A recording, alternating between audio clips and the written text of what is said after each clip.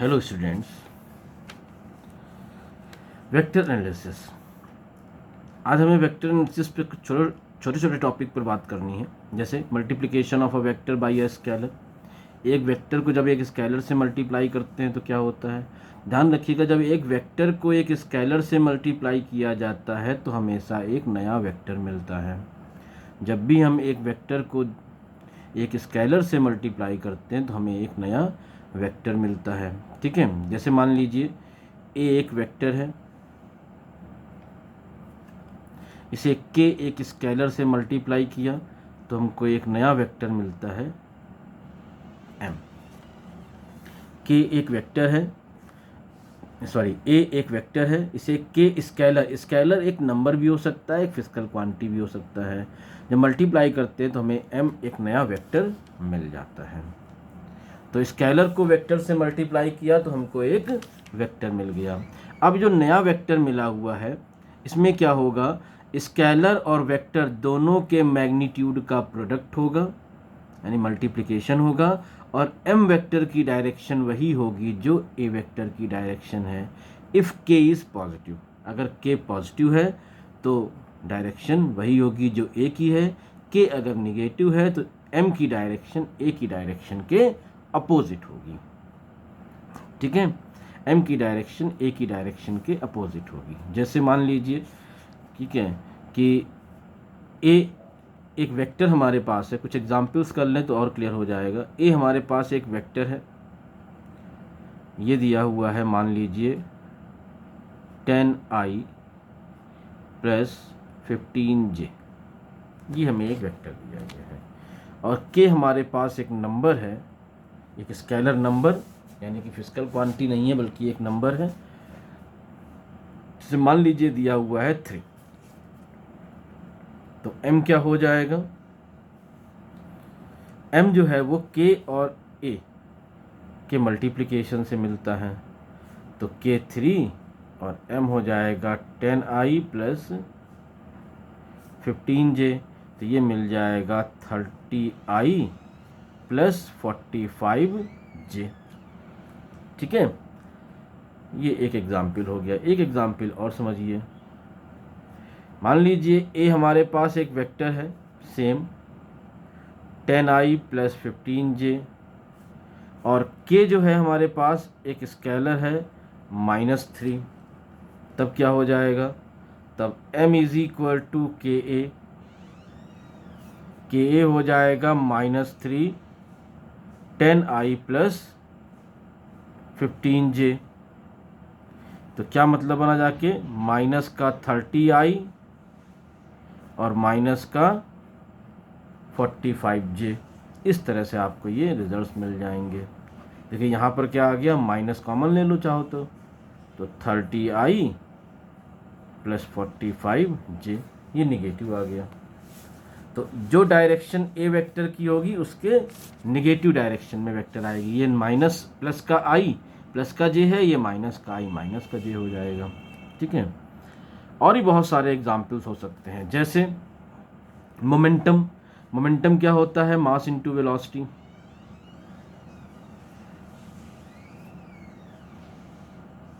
Momentum एक physical quantity है, आगे इसके बारे में आप और पढ़ेंगे।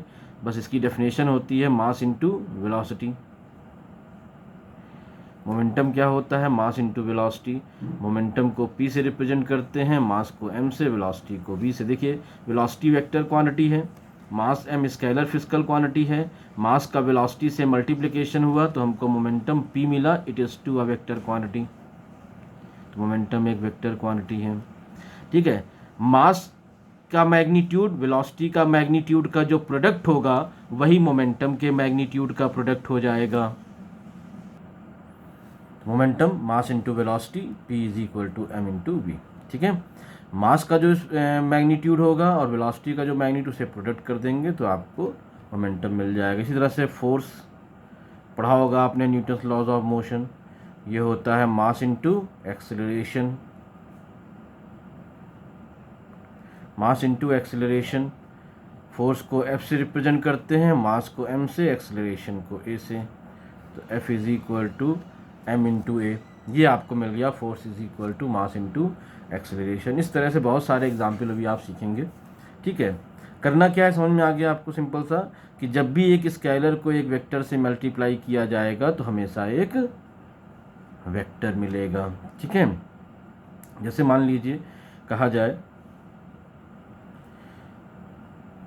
An object of mass 2 kilogram is moving with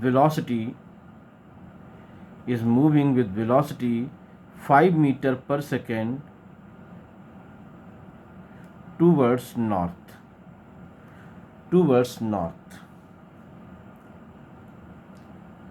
Find out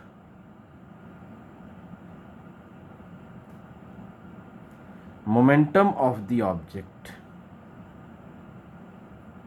ये हमारे पास एक न्यूमेरिकल प्रॉब्लम है कि एक ऑब्जेक्ट जो है वो 2 किलोग्राम का है। ठीक है, 5 मीटर पर सेकेंड की स्पीड से मूव, वेलोसिटी से मूव कर रहा है नॉर्थ डायरेक्शन में। इसका मोमेंटम बताना है, तो ये फॉर्मूला आप यूज़ कर लीजिए। ठीक है, मोमेंटम p, मास कितना है 2 किलोग्राम, वेलोसिटी क्या है 5 मीटर पर सेकेंड नॉर्थ डायरेक्शन में, तो मोमेंटम की वैल्यू क्या मिल जाएगी 2 किलोग्राम, 2 इंटू 5 यानी 10 किलोग्राम मीटर पर सेकेंड नॉर्थ। यानी मोमेंटम में क्या होगा, यानी कि क्या रिजल्ट आएगा कि मास का मैग्नीट्यूड और वेलोसिटी के मैग्नीट्यूड का मल्टीप्लिकेशन हो गया, यानी न्यूमेरिकल वैल्यू और यूनिट मल्टीप्लाई हो गई। डायरेक्शन वही है जो वेलोसिटी की डायरेक्शन है। ये multiplication of a vector by a scalar. इसी तरह से एक वेक्टर को हम एक स्केलर से डिवाइड कर सकते हैं।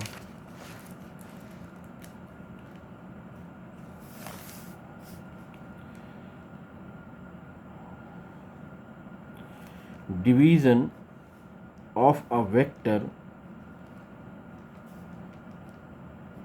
Bye a scalar. एक वेक्टर को एक स्केलर से हम डिवाइड करेंगे। ठीक है, एक वेक्टर को हम एक स्केलर से डिवाइड करेंगे। कैसे डिवाइड करेंगे, तो मान लीजिए हमारे पास एक वेक्टर है, इसे के एक स्केलर से डिवाइड किया तो डी हमको एक नया वेक्टर मिलेगा। ध्यान रखना, जब भी एक वेक्टर को एक स्केलर से डिवाइड किया जाएगा तो हमेशा एक नया वेक्टर मिलेगा।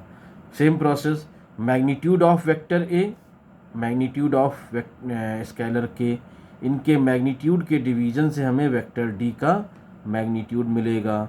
और डी की डायरेक्शन वही होगी जो ए की डायरेक्शन होगी। अगर के पॉजिटिव है, के निगेटिव है, तो डी की डायरेक्शन ए की डायरेक्शन के अपोजिट हो जाएगी। सिंपल सा रूल है बिल्कुल। ठीक है, इसका एग्जाम्पल जैसे हम लिख सकते हैं acceleration is equal to force upon mass. तो समझी गए होंगे, acceleration, A for acceleration, F for force, M for mass. ठीक है, ये हम लिख सकते हैं। एक्सेलरेशन क्या होता है, फोर्स अपॉन मास। तो न्यूमेरिकल प्रॉब्लम समझ लीजिए। ठीक है, अ फोर्स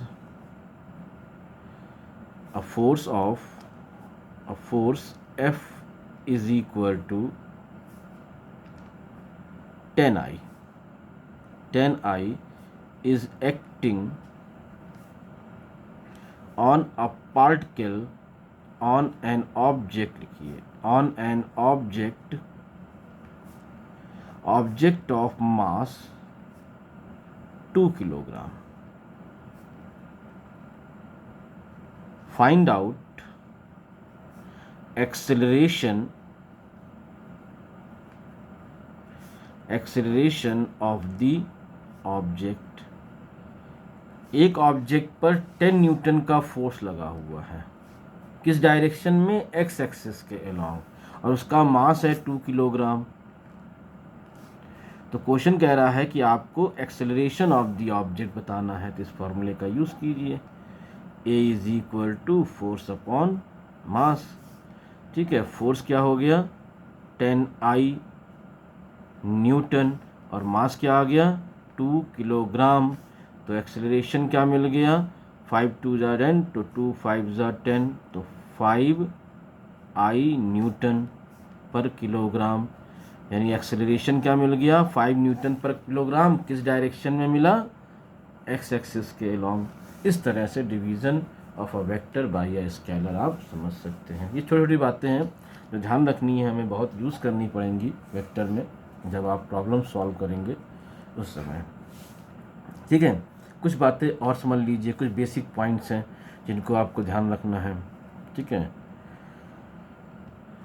इसको डाल देते हैं सम इम्पॉर्टेंट पॉइंट, इम्पॉर्टेंट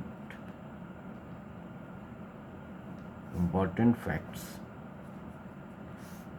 कुछ इम्पॉर्टेंट पॉइंट्स हैं वेक्टर के रिगार्डिंग जो मैं यहाँ पर डिस्क्राइब कर देता हूँ, लिख देता हूँ, उनको याद रखिए, फिर उनके क्वेश्चन प्रॉब्लम में ये बड़े यूज़ होते हैं। ठीक है, जैसे पहला पॉइंट हम लिखते हैं, if two vectors A is equal to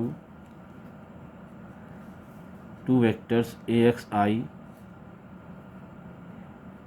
plus AYJ plus AZK and B is equal to BXI plus BYJ plus BZK are parallel, then AX upon BX is equal to AY upon BY is equal to AZ upon BZ। अगर दो vector A और B आपस में parallel हैं तो condition है कि AX और BX का रेशियो, AY BY का रेशियो और AZ BZ का रेशियो ये आपस में इक्वल होगा। अगर आपको कहीं पर भी दो वेक्टर दे दिए जाएं और उनमें अगर ये रेशियो आपको सेम मिल रहा है, समझ जाइए वो आपस में पैरेलल वेक्टर हैं। ठीक है, जैसे वेक्टर ए आपको दिया जाए i plus j minus 2k और वेक्टर बी दिया जाए 3i plus 3j minus 6k। तो देखिए ax upon B X ratio क्या मिल रहा है 1/3, ai अपॉन बी वाई का रेशियो क्या मिलेगा 1/3 और az अपॉन बी जेड का रेशियो क्या मिलेगा -2 अपॉन -3 यानी कि 1/3। तो ये a और b क्या होंगे, पैरेलल होंगे। दिख रहा है साफ साफ रेशियो a अपॉन 3 1/3 1/3 2 अपॉन -6 यानी कि 1/3। It means a vector a is parallel to vector b। ये डायरेक्ट आपको यहाँ पर समझ में आ जाएगा कि अगर दो वेक्टर पैरेलल है तो ये कंडीशन मस्ट बी फुलफिल्ड। ठीक है, परपेंडिकुलर की बात की जाए तो पहले किसे कर चुके हैं कि आप ये देखिए कि a डॉट b 0 है कि नहीं है। अगर a डॉट b 0 है तो दो वेक्टर मस्ट बी परपेंडिकुलर, ये पहले डिस्कस हो चुका है।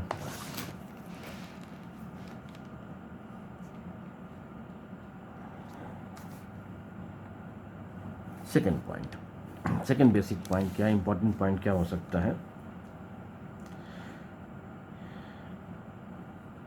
If two vectors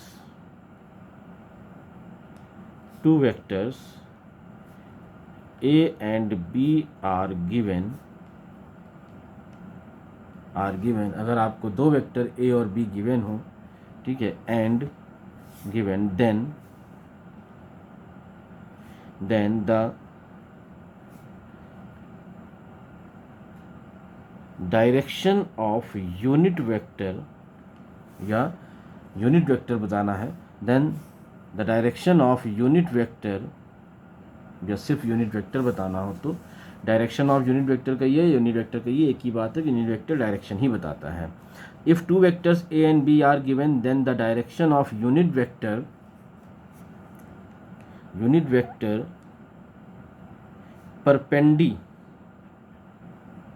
perpendicular to the plane in which the two vectors a and b are contained।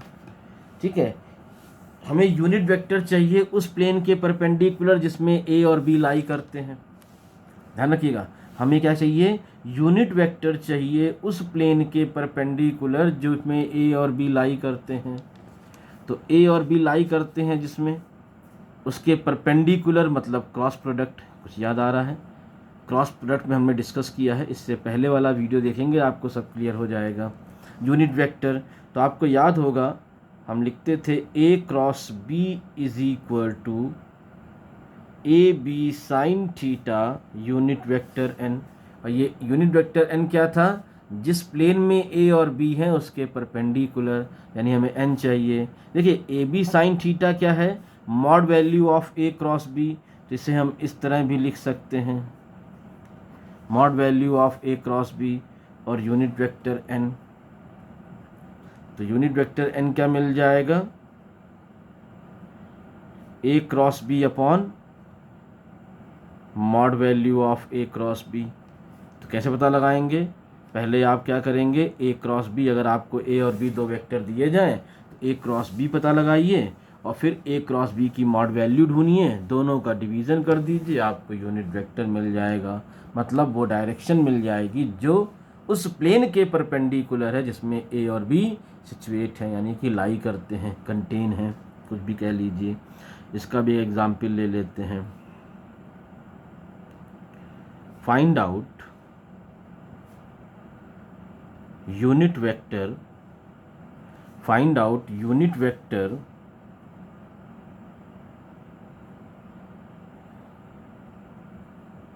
perpendicular to the plane in which the two vectors a is equal to I minus 2j minus 3k and b is equal to I plus j are contained। ठीक है, हमें क्या करिए, ए और B दो vector हमको दिए गए हैं। ए क्या है, आई minus 2j minus 3k, B क्या है, आई प्लस जे। ठीक है, इन दोनों, ये दोनों वेक्टर जिस प्लेन में है उस प्लेन के परपेंडिकुलर हमको यूनिट वेक्टर चाहिए। सबसे पहला काम क्या करना है आपको, ए क्रॉस बी पता लगाना है। कैसे पता लगाएंगे, डिटर्मिनेंट मेथड से, पिछले वीडियो में डिस्कस किया हुआ है। आई जे के लिखिए, ए वेक्टर में पहले ए वेक्टर है तो ए के कॉफिशिएंट लिख दीजिए 1 माइनस 2 माइनस 3, और दूसरे वेक्टर बी के कॉफिशिएंट लिखिए तो 1 प्लस 1 1 एंड 0। अब इसका हमें क्रॉस करना है, तो ए क्रॉस बी क्या मिल जाएगा, आई लिखा हमने, आई के रो और आई के कॉलम को छिपाइए, आई के रो और आई के कॉलम को छिपाइए। -2 इंटू 0 0, -3 इंटू 1 -3, और साथ में माइनस एक और रहेगा तो माइनस माइनस प्लस हो जाएगा, माइनस फॉर्मूले के अकॉर्डिंग और मल्टीप्लिकेशन से माइनस आया। माइनस जे, आई के रो, जे के रो और जे के कॉलम को छिपाइए, जो बचा उसे मल्टीप्लाई करेंगे तो 1 इंटू 0 0, और -3 इंटू 1 -3, तो पहले से माइनस था और -3 रिजल्ट भी आ गया। प्लस के में के रो और के कॉलम को छिपाइए, ये के का कॉलम और ये के की रो। ठीक है, हर बार छिपाना पहली रो को ही है, बस कॉलम देखते जाइए। तो 1 इंटू 1 1, -1 इंटू -2 -2, और पहले से 2 है।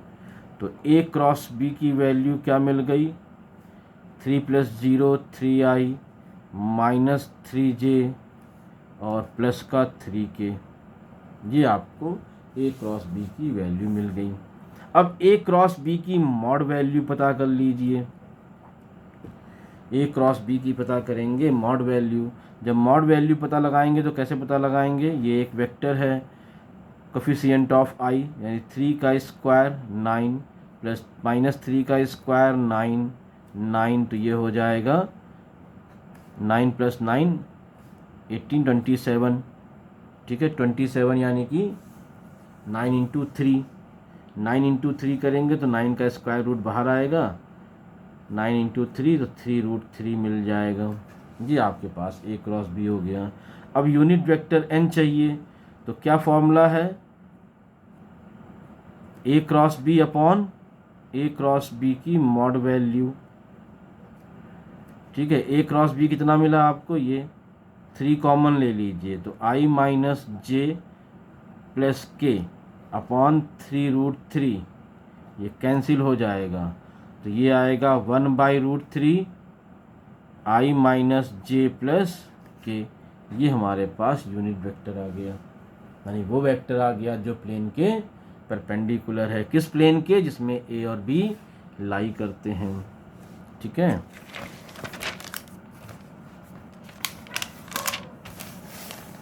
और देखिए कितने पॉइंट हुए, 1 और 2। तीसरा बेसिक पॉइंट समझ लीजिए। ठीक है, एरिया ऑफ ट्रायंगल, एरिया जो है वो वेक्टर क्वांटिटी होता है।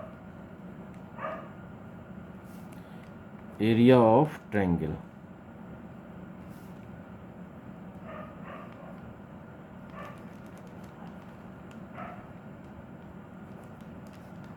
Area of triangle, area of triangle, area vector quantity है और ये मिलता है A क्रॉस B से, तो A cross B 1/2, A cross B और 1/2। जब भी आपको एरिया ऑफ ट्रायंगल फाइंड करना हो तो दो वेक्टर A B ले, यहाँ पीछे लिया था ना, वैसे ले लीजिए A क्रॉस B। दो वेक्टर आपको A क्रॉस B हैं, A और B हैं, इनका क्रॉस कर लीजिए, क्रॉस का जो रिजल्ट आए बाई 2 कीजिए, आंसर आ जाएगा। ठीक है, जैसे मान लीजिए हमारे पास एक ट्रायंगल है। ठीक है, इस ट्रायंगल की दो साइड दी गई हैं, ये एक ट्रायंगल मान लीजिए हमारे पास है ये, तो 2 एडजेसेंट साइड ले लीजिए, एक ये ले लीजिए, मान लीजिए वेक्टर A है, इसे मान लेते हैं I प्लस जे प्लस के है। ठीक है, ये दूसरा वेक्टर हमारे पास है, इसे मान लेते हैं B है, कहाँ लिख दूँ, अच्छा लिख देते हैं। ठीक है, इसे मान लीजिए ये B है, अब ये B है तो कितना है, इसे मान लीजिए I प्लस जे है। ठीक है, I प्लस जे मान लीजिए, या I माइनस जे मान लीजिए, कुछ भी मान सकते हैं। ये दो वेक्टर दिए हैं, ये ट्रायंगल की दो साइड्स, एडजेसेंट साइड्स मिल गई। अब इनका क्रॉस कर लीजिए, क्रॉस करेंगे, कैसे करेंगे, A cross B, A cross B करेंगे। जब A क्रॉस B करेंगे तो फिर वही determinant process, I J K 1 1 1 1 1 0। ठीक है, क्या आएगा, यहाँ लिखते हैं, तो A क्रॉस B आपको क्या मिल जाएगा, I लिखेंगे पहले, 1 into 0 0, 1 into 1 -1, minus j row column छिपाइए, 1 into 0 0, 1 into 1 -1, plus k 1 into 1 1, -1 into 1, तो A क्रॉस B आपको क्या मिल जाएगा, यहाँ -1 यानी कि माइनस I, यहाँ पे -1 आएगा और माइनस बाहर है तो प्लस का J, और ये 0 हो जाएगा। तो ये हमारे पास A क्रॉस B आ गया। तो एरिया ऑफ ट्रायंगल क्या मिलेगा, एरिया, इस ट्रायंगल का एरिया क्या मिल जाएगा, एरिया ऑफ ट्रायंगल मिल जाएगा हमको हाफ A क्रॉस B। ठीक है, A क्रॉस B, तो ये हो जाएगा -I प्लस J/2। ये हमारे पास एरिया ऑफ ट्रायंगल आ गया। इसका और सिंप्लीफाई करेंगे तो -1/2I प्लस 1/2J। और कहा जाए ट्रायंगल का मॉड वैल्यू बताइए, तो क्या मॉड वैल्यू कैसे निकालेंगे, अंडर रूट दिसका स्क्वायर प्लस दिसका स्क्वायर। ठीक है, तो एरिया का magnitude of area of triangle, magnitude of area of triangle क्या हो जाएगा भाई, मॉड वैल्यू 1/2 का स्क्वायर 1/4, 1/2 का स्क्वायर 1/4, 4 एलसीएम लेंगे तो अंडर रूट 1/4 यानी कि 2/4 आएगा, तो 1/2 √2 आ जाएगा रिजल्ट ये। सॉल्व करने पर। ये एरिया ऑफ ट्रायंगल आ गया, यूनिट जो भी हो, इस ट्रायंगल का एरिया आपको ये मिल जाएगा, सिंपल सा। ठीक है, यानी क्रॉस अगर मालूम है तो एरिया ऑफ ट्रायंगल भी आप पता लगा सकते हैं। ठीक है, ये कुछ बेसिक प्रॉपर्टीज़ हैं। और जान लीजिए एक आध और भी ऐसे बहुत सारी चीज़ें हैं जो रिक्वायरमेंट होने पर आपको मैं बता दूंगा खुद ही। ठीक है, जब इसके आप क्वेश्चन करेंगे, क्वेश्चन करने के लिए अब मैं कुछ क्वेश्चंस तो करा दूंगा एक वीडियो बना करके। आपको अगर बहुत प्रैक्टिस करनी है तो आप कोई बुक मार्केट से परचेज़ कर लीजिए। देखिए सिंपल सा रूल है, अगर आप बोर्ड के स्टूडेंट्स हैं तो कोई बोर्ड की रेफरेंस या फिर एनसीईआरटी, अगर सीबीएसई बोर्ड के एनसीईआरटी या कोई रिफ्रेश बुक ले लीजिए। ठीक है, जो रिफ्रेशर ले लीजिए जो आपको यूज़ करनी हो। ठीक है, जो भी आप बुक यूज़ करना चाहें, जो भी आपको स्कूल में प्रिस्क्राइब की गई है आपके। अगर आप नीट की तैयारी कर रहे हैं तो आप नीट की मार्केट में जाकर सिंपल सी मार्केट बोलिए हमें किसी भी पब्लिशर की, मैं नाम नहीं लूँगा, किसी भी पब्लिशर की जाकर एक बुक यहाँ से आप परचेज़ कर लीजिए। सारी बुक्स अच्छी होती हैं, कोई बुक ख़राब नहीं होती हैं। कोई बुक लीजिए जिसमें क्वेश्चंस हो, 4-5 हज़ार क्वेश्चंस की प्रैक्टिस करेंगे पूरी फिजिक्स में, चैप्टर नहीं, पूरी फिजिक्स में 4-5 हज़ार क्वेश्चन जिसमें हो वो बुक ले लीजिए। ऑब्जेक्टिव जो नीट का पर्पस है उसकी खूब प्रैक्टिस कीजिए, खूब करिए, जितना कर सकते हैं मन से कीजिए। ठीक है, और प्रैक्टिस का मतलब होता है जो आपको परफेक्ट बना दे, इस तरह से प्रैक्टिस कीजिए। ठीक है, वो कफिशिएंट हो जाएगा। खूब बुक्स मार्केट में अवेलेबल हैं। अगर आप आईआईटी की तैयारी कर रहे हैं तो भी मैं आपसे कहूँगा मार्केट जा कर के मेंस के लिए 4-5 हज़ार क्वेश्चंस की एक बुक होती है, और एडवांस के क्वेश्चंस के लिए फिर लेवल्ड क्वेश्चंस की प्रैक्टिस करनी पड़ती है। तो बुक्स मार्केट में अवेलेबल हैं, प्रैक्टिस की कोई लिमिट नहीं है। अगर आप नीट और जेईई की तैयारी कर रहे हैं, ठीक है, तो आपको कम से कम 4 से 5 हज़ार क्वेश्चंस की प्रैक्टिस पूरी फिजिक्स में करनी चाहिए अच्छा सीखने के लिए। ठीक है, और एडवांस के लिए कुछ लेवल्ड क्वेश्चंस की प्रैक्टिस करनी चाहिए। तो बेसिक चीज़ें बता देता हूँ मैं, किसी बुक का नाम या उसका क्वेश्चन नहीं उठाएंगे हम यहाँ पर। हाँ, कुछ क्वेश्चन मैं अपनी तरफ से ऐसे ही सिंपली करा दूंगा, बाकी आपको मार्केट में जाकर बुक्स ही लेनी पड़ेगी। अभी हमारे पास और कोई अरेंजमेंट नहीं है उसका। ठीक है, अब देखिए अगर हमें एक वेक्टर का किसी दूसरे वेक्टर की डायरेक्शन में कंपोनेंट पता करना हो, ठीक है, component of a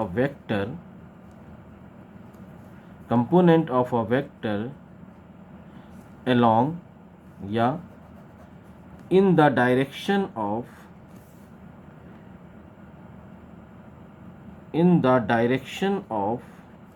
other vector। ठीक है, ये हमारे पास एक नया कंसेप्ट है। मान लीजिए दो वेक्टर है ए और बी। हमारे पास एक वेक्टर है ए एंड दूसरा वेक्टर है बी। ए और बी हमारे पास दो वेक्टर हैं। अब हमको वेक्टर ए का वो कंपोनेंट चाहिए जो बी की डायरेक्शन में हो। वेक्टर ए का वो कंपोनेंट जो बी की डायरेक्शन में है, तो इसे हम इस तरह लिख देते हैं। ठीक है, वेक्टर ए का वो कंपोनेंट जो बी की डायरेक्शन में है। कैसे फाइंड करेंगे, ट्रिक समझ लीजिए। आप चाहेंगे तो मैं इसको प्रूफ भी कर सकता हूँ, लेकिन प्रूफ की हमें कोई रिक्वायरमेंट नहीं है, क्योंकि बोर्ड लेवल पे क्वेश्चन पूछा नहीं जाएगा और कंपटीशन लेवल पर रिक्वायरमेंट नहीं है। फिर भी ये बोले तो बताइएगा। ठीक है, ए डॉट बी, ए और बी का डॉट प्रोडक्ट फाइंड कीजिए। जिस वेक्टर की डायरेक्शन में कंपोनेंट चाहिए वो वेक्टर और इसी वेक्टर के मैग्नीट्यूड का स्क्वायर से डिवाइड कर दीजिए। आपको ए वेक्टर का बी की डायरेक्शन में कंपोनेंट मिल जाएगा। उल्टा भी कर सकते हैं, अगर बी का कंपोनेंट ए की डायरेक्शन में चाहिए तो फिर से वही डॉट प्रोडक्ट करना है। ठीक है, जिस वेक्टर की डायरेक्शन में आपको कंपोनेंट चाहिए वो वेक्टर और उसी वेक्टर के मैग्नीट्यूड का स्क्वायर का डिवाइड कर दीजिए। ठीक, मैं लिख देता हूँ उस बात को भी। जैसे मान लीजिए आपको वेक्टर बी का कंपोनेंट ए की डायरेक्शन में चाहिए, यानी कि बी ए पता करना है। तो क्या करना है, पहले दोनों वेक्टर जो गिवन है उनका डॉट फाइंड कीजिए, फिर जिस वेक्टर की डायरेक्शन में कंपोनेंट चाहिए वो वेक्टर और उसी वेक्टर के मैग्नीट्यूड का स्क्वायर कर दीजिए, आपको रिजल्ट मिल जाएगा। ये एक तरीका है कंपोनेंट फाइंड करने का। जैसे मान लीजिए हमारे पास वेक्टर है ए और बी, दो वेक्टर हैं। ए वेक्टर है आई प्लस जे प्लस के, और बी वेक्टर है, बी वेक्टर हमारे पास है, लिख लीजिए, कुछ भी लिख लेते हैं हम, जे माइनस के, ये हमारे पास वेक्टर है बी जे माइनस के। अब क्वेश्चन ये है, find component of vector A, find component of vector A along vector B. ठीक है, अलोंग वेक्टर बी। तो फॉर्मूला क्या लगाया जाएगा? पहले तो हमें इन दोनों का डॉट प्रोडक्ट पता करना है। कैसे सॉल्व करेंगे? तो पहले इन दोनों का डॉट प्रोडक्ट क्या बताया था, इसके में पहले जो वीडियो बनाया हमने 7 नंबर वीडियो वेक्टर एनालिसिस का, वो क्रॉस प्रोडक्ट पे है। उससे पहले जो 6 नंबर बनाया है वो डॉट प्रोडक्ट पर है। डॉट प्रोडक्ट देख लीजिए। ठीक है, A dot B, A dot B, A X B X, B X यहाँ पर 0 है तो 0 हो गया। A Y B Y, A Y भी 1 है, बी वाई भी 1 है, तो 1 इंटू 1 1 हो जाएगा।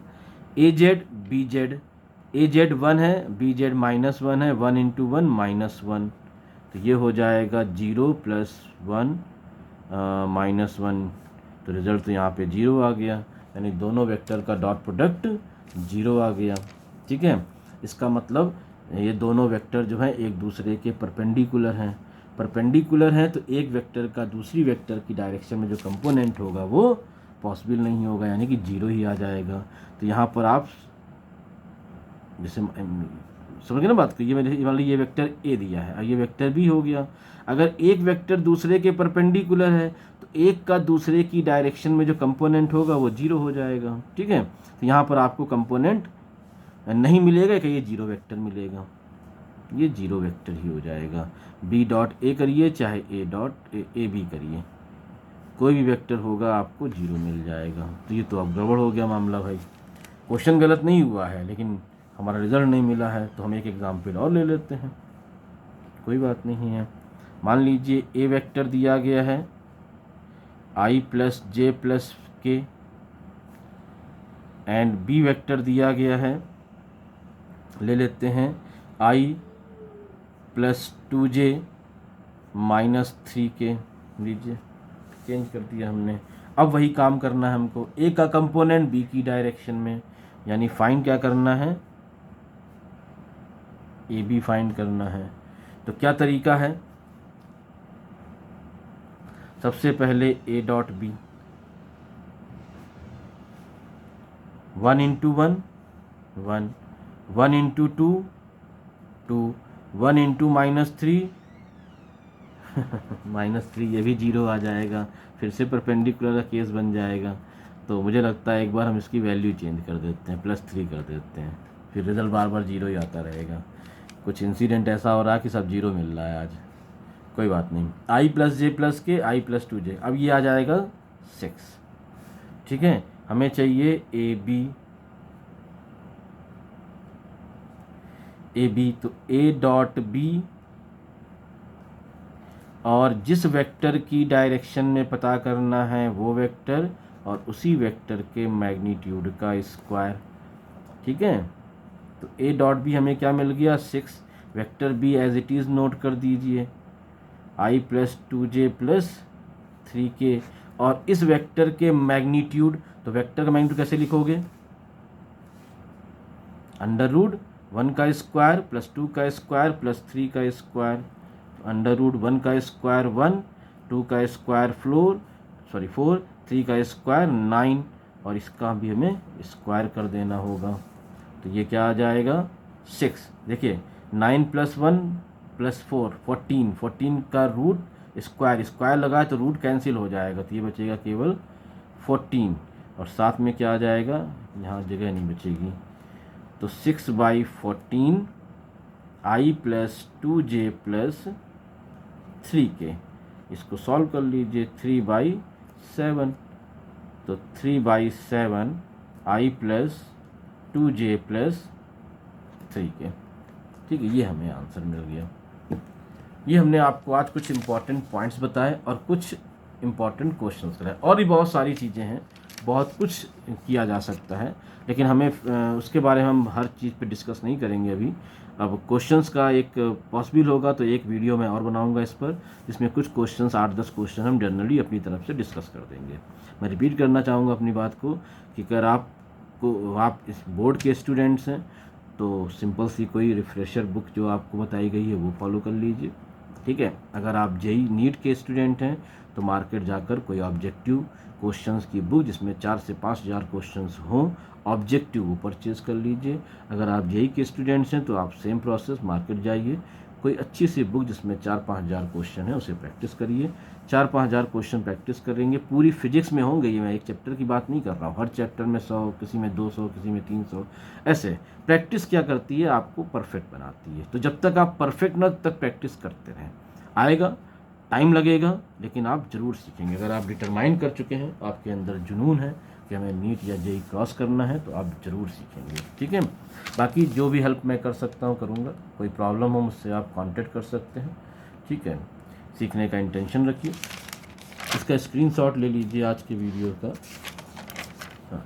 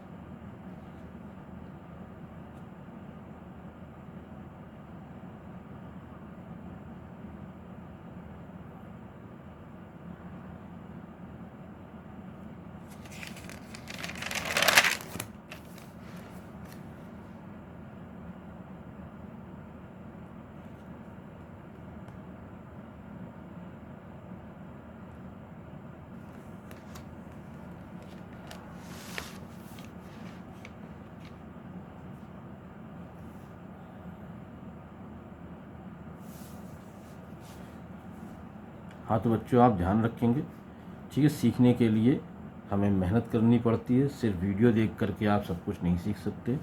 8-10 क्वेश्चन से भी भला नहीं होने वाला। बोर्ड में तो आपका भला हो जाएगा, लेकिन कंपटीशन एग्ज़ाम में इससे भला नहीं होगा। तो आपको कोई अच्छी सी बुक मार्केट में जाकर ले लीजिए, इसमें 4-5 हज़ार क्वेश्चंस हो, बस क्वेश्चंस की ले लीजिए, बहुत है। प्रैक्टिस करिए, खूब जम के कीजिए, खूब मेहनत कीजिए, ठीक है। मेहनत कभी बेकार नहीं जाती, कहीं ना कहीं आपको वो रिज़ल्ट ज़रूर देगी। आज का वीडियो मैं यहीं रखूँगा, थैंक्स। और इस पर मैं पॉसिबल होगा तो एक वीडियो और बनाऊँगा, 8-10 क्वेश्चन उसके पिक करेंगे और 8-10 क्वेश्चन हम आपको सारे टॉपिक्स के कवर करके करा देंगे, ठीक है। ओके।